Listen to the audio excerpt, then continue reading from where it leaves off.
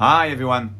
Over the last few weeks, there are expressions that we have heard again and again during the pro-Palestine demonstrations or on every social media platform.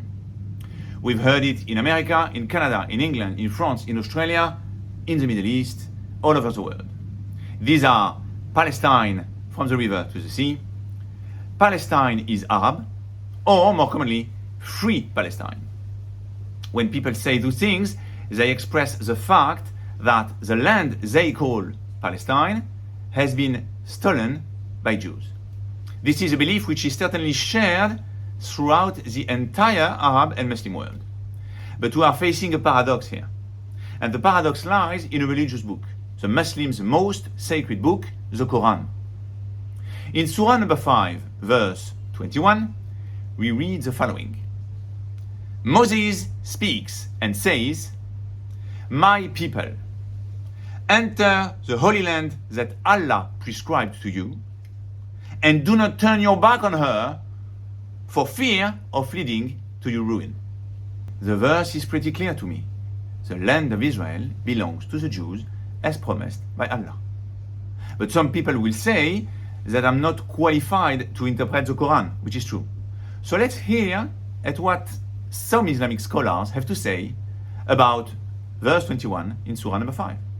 Khalid Mohammed, for example, is a scholar of the Quran, a graduate of Islamic law, and he highlights one word in this verse. And he explains that this word uses the root katiba, which in the Quran expresses something eternal, immutable.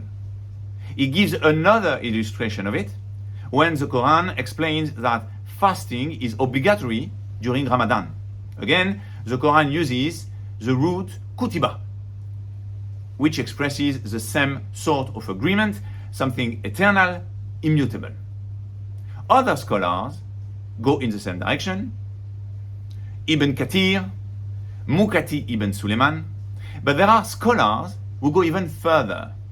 They confirm what other scholars have said, but they provide the geographical limits of the land of the Jews. One will say that it includes Greater Syria, part of Jordan, and the Sinai. The other one will say that the northern part includes Mount Hermon and the Golan. So, to summarize, verse 21 in Surah number 5 expresses the following message. God, Allah, has promised the land to the children of Israel through the words of their fathers, and this promise holds for all Jews who are believers. Some scholars will say that this promise is eternal and immutable, and some scholars will go further in providing geographical limits to the territory. Some of you might say that one verse is not sufficient to make a proof. But other verses in the Quran go in the same direction. Surah Al-Isra, 17:104. Surah Al-Araf, the Surah of the Barir, verse 137. But if you still have any doubt, Allah himself granted the land of Canaan to the children of Israel. In the Surah of Jonah, verse 93, it says, "And we settled the children of Israel in a beautiful dwelling place and provided for them sustenance of the best."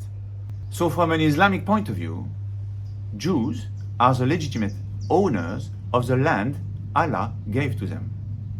In other words, after the Jewish theocracy of the 12 tribes of Israel in the 10th century BCE, after the kingdom of Israel, the kingdom of Judah, which ended around the 7th century BCE, the re-establishment of Jewish sovereignty, which started in 1948, according to the Quran, according to Islamic scholars, this is not a mischief, this is not a theft, but rather a fulfillment.